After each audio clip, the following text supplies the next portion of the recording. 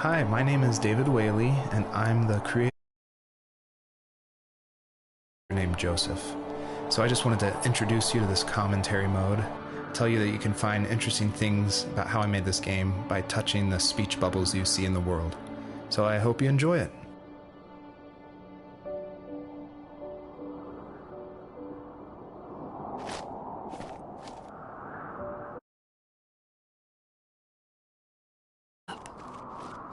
Yeah, I'm awake.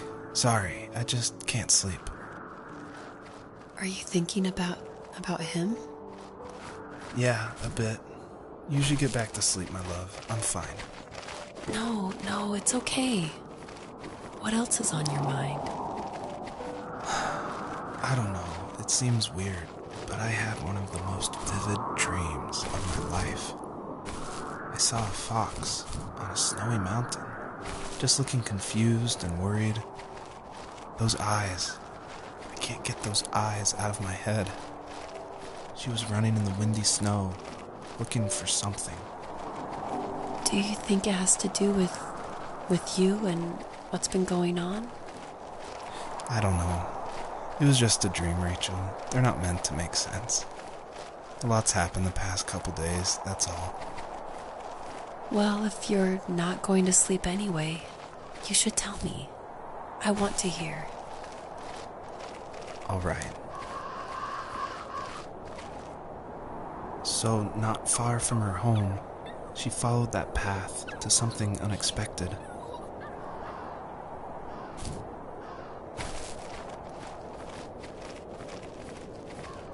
She couldn't stay, though. She had to find her other two children. So she took that path. She followed it towards something ancient. Something with answers.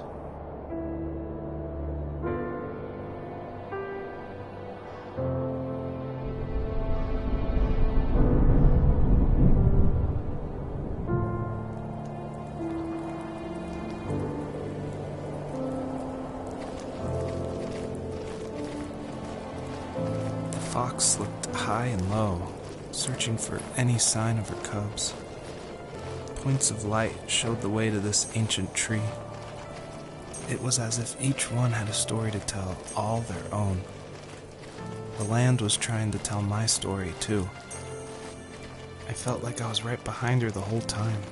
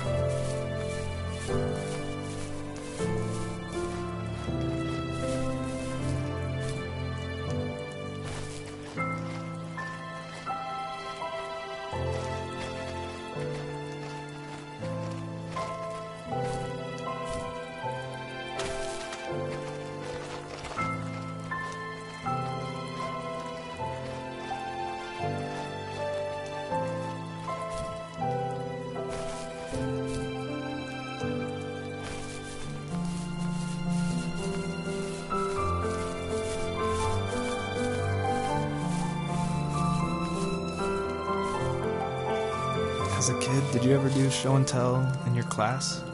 Yeah, I think I only did it once, when I was in the 4th grade. You know how my life was around then. I wanted to show my class what helped pass the time and distracted me. So I brought a dozen paper cranes I had made. I think I told everyone how badly I wanted to be a bird and fly, embarrassingly enough. Don't be embarrassed. Every kid wants to fly. For me, it was another toy from my dad, a wooden boat. I remember guarding it so carefully in my hands as I walked into class. When I sat down, a group of boys immediately made fun of it. They asked which trash can I found it in, or why an ugly log was my favorite toy. When I got up, I didn't even want to tell them my dad had carved it. I said it was a joke gift my friends had given me. Kids can be so cruel. Some of them are. I shouldn't have let them get to me, but it did. It's amazing we bounced back at all.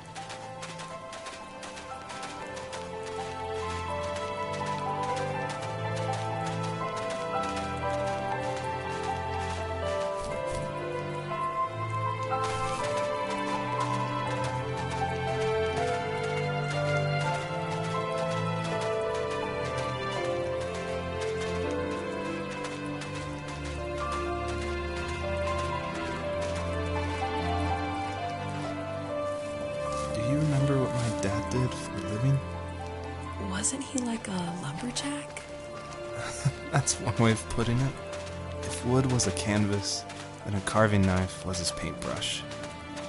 Even after working a 50-hour week, even after his hands were more splinters than skin, he would bring home the nicest piece of Alaskan weeping cedar and make me toys.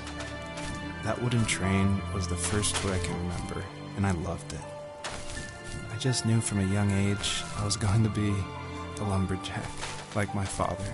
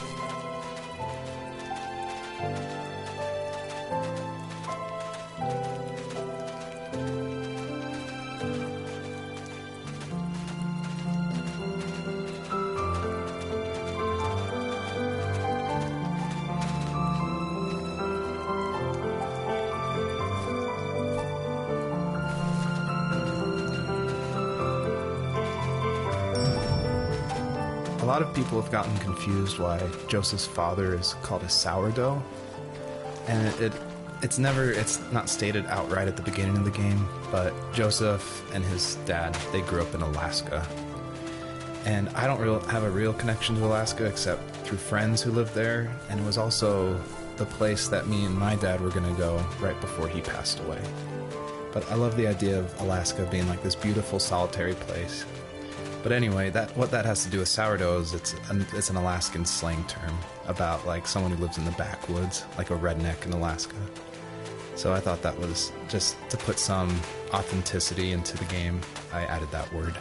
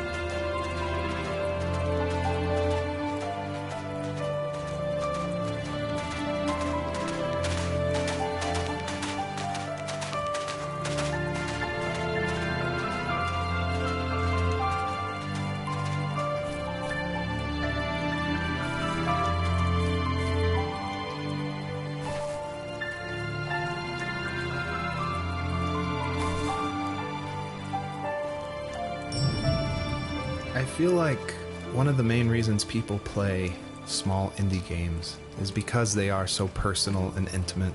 So I tried to put myself into this game as much as possible.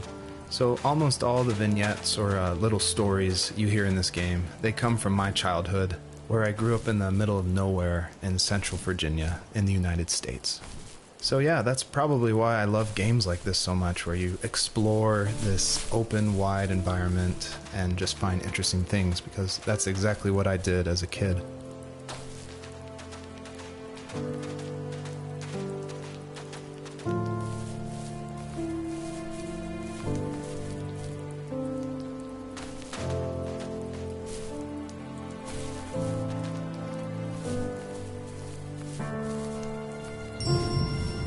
I thought it was important to say that, yes, I actually did draw this with crayons.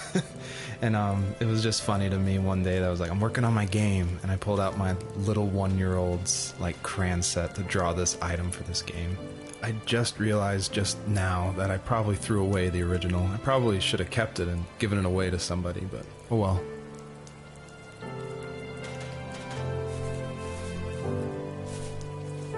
The older I got, the more I withdrew. I asked myself, why talk to anybody anyway? Why bother when I'm happy by myself? I started drawing a lot, mostly animals I saw in the woods by my home. I then imagined designing my own hideouts with things like TVs and pantries full of chips and cookies. I think that idea of leaving home and drawing blueprints started my career. I found a lot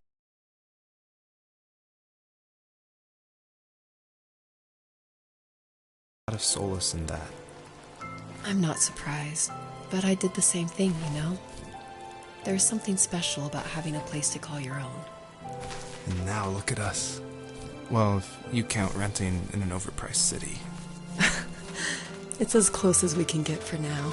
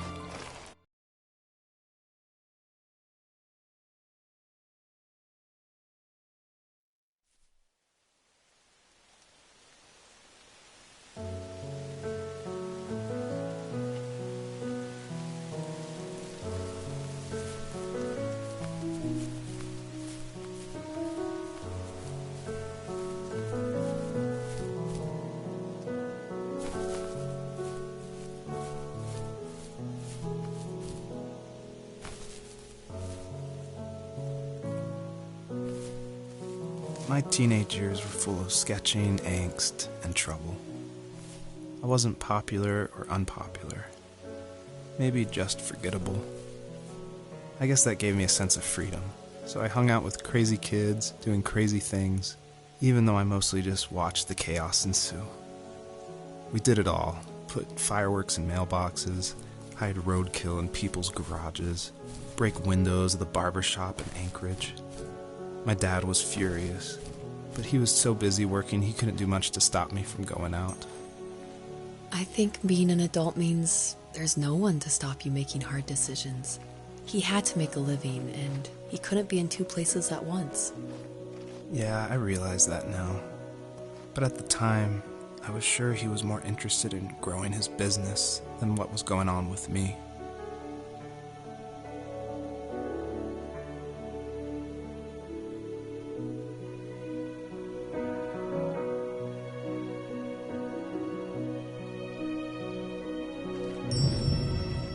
This is the level that I showed at PAX West, which was a crazy dream come true that this hobby project was being shown next to all these amazing indie games. So I decided to show this level because it's smaller, there's like some jumping puzzles, and I thought it was a good entry into the game. But the one thing I can't seem to forget is right before we opened to the public, there was an indie dev superstar. Like, you've definitely heard of his games. And I was like terrified. He wanted to try it out. So I said, of course, like, please give me your feedback. And he was super nice, super talented, of course. But this embarrassing bug happened, which I'd never seen before in my life, where when he dug the item up, he jumped right after, and it created the dust cloud to permanently be on the rest of the level. It wouldn't turn off. So it looked like this fart cloud following the fox as it just kept running with this beautiful music and serious voiceover. And it was horrible. I think about that every time I look at this level. But, you know, I was able to fix it, so I'm glad someone could at least find that bug. He was working another late night, and my friends were over, saying how bored they were and how they had come all the way out to my house for nothing. One of them mentioned how that old, ugly beyond belief truck was still in the garage, and how we should take it for a spin. I was only 15, so I kind of fought it for a while. The next thing I knew, we were careening around the mountain path, rocks spitting onto the sides of the cliff, while my dad's cringeworthy bluegrass blared out the speakers. I drove while my friends were in the back of that yellow and purple truck, throwing beer bottles and trash at anything remotely interesting. Felt like I was soaring in the air with borrowed wings. But all good things have endings. A cop outside of Eagle River pulled us over after he saw us send a bottle rocket into someone's yard. What followed was a long night of talking to disappointed adults and feeling smaller than ever.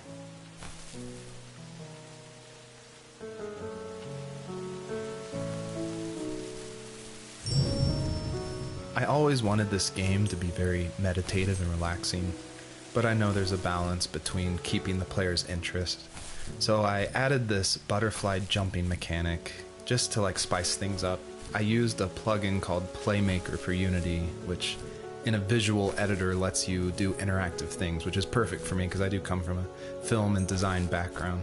But on the flip side, I really wish I was good at code, because this jumping mechanic, the jumping mechanic in the whole game actually has frustrated a lot of players. But hopefully I've been able to fine-tune it, so it should feel a lot better now.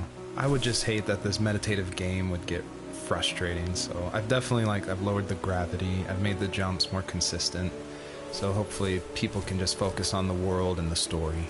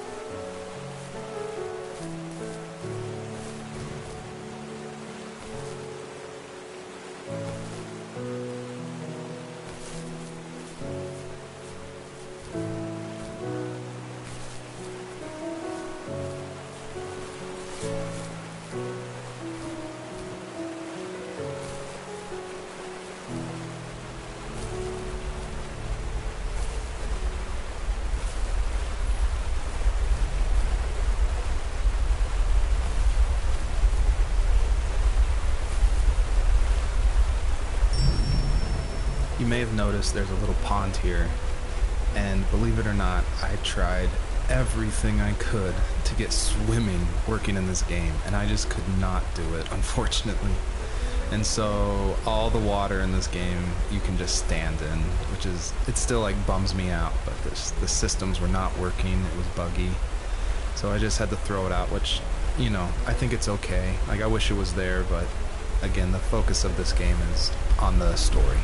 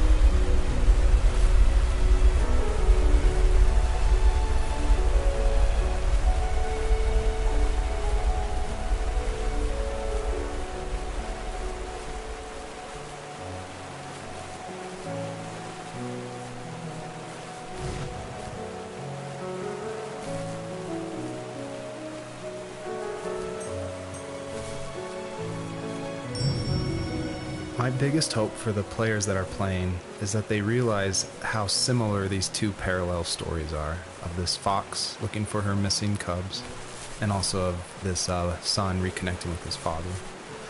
And so I try to add little touches in the voiceover and in the environment to help draw those parallels, even if they seem totally dissimilar. A big example is the truck, for instance, that Joseph grew up with.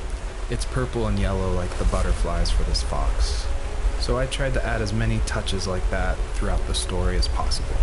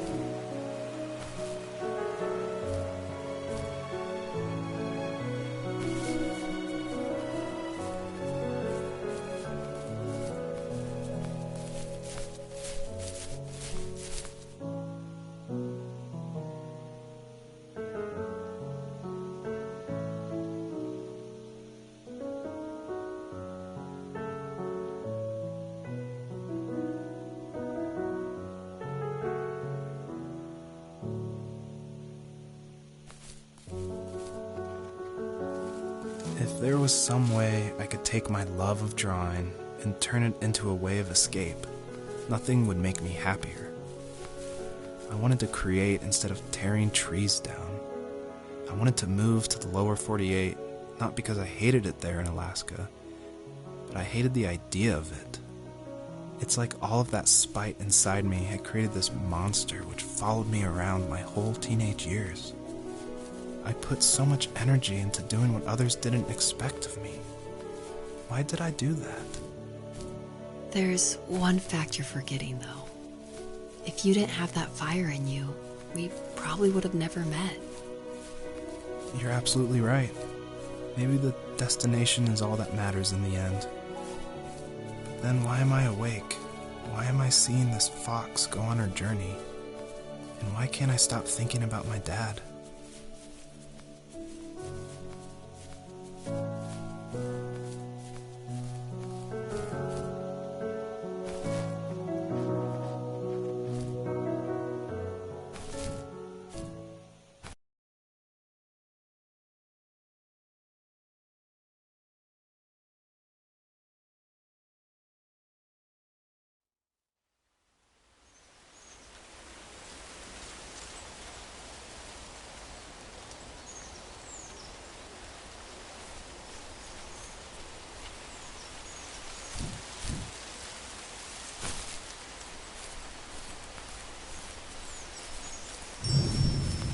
I did want to do something a little different with this level. I wanted it to be more open world feel, and that there was something blocking your progress, so it did encourage people to look closely and see how to unlock this blocked way.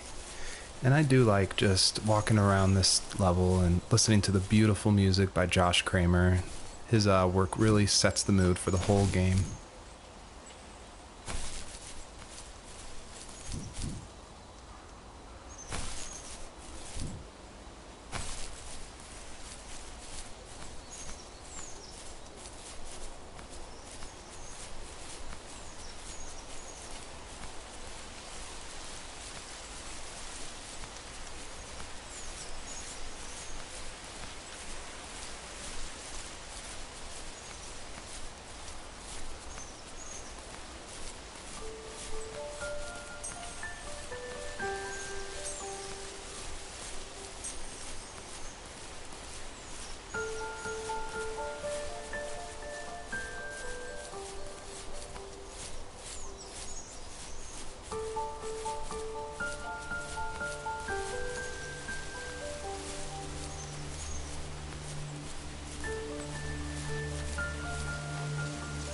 My dad built a lot of stuff in his free time.